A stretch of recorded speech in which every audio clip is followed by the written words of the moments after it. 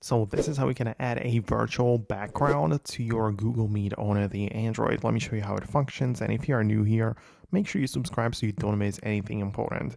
So whenever you get inside your Google Meet like session, or you can join a link, whatever, but once you are like in there, what you have to do is to make sure you click on your preview, so you can see kind of like yourself in the bottom corner.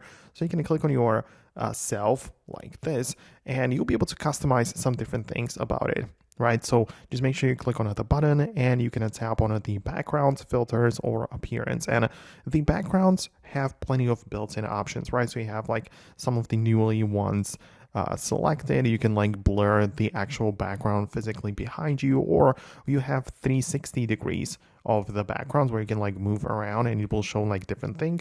So yeah, that's very useful. So that's like a virtual background, which you probably are interested in. So it's not just a picture behind you, but it actually turns with you. So you have a few of them available. So, you can also see the like arrow icon indicating that you can like switch it around and stuff. So yeah, you can go ahead and explore those. So that's pretty useful. But also you have like the professional photos, which you can upload and also access yours from your gallery, and as well use those as the background. So as you can tell, so many options on how you can utilize it. So let me know in the comments below if you managed to do what you needed. I really hope that I can help you out with it. Subscribe for more, and I'll catch you in the upcoming tutorials and videos like this one.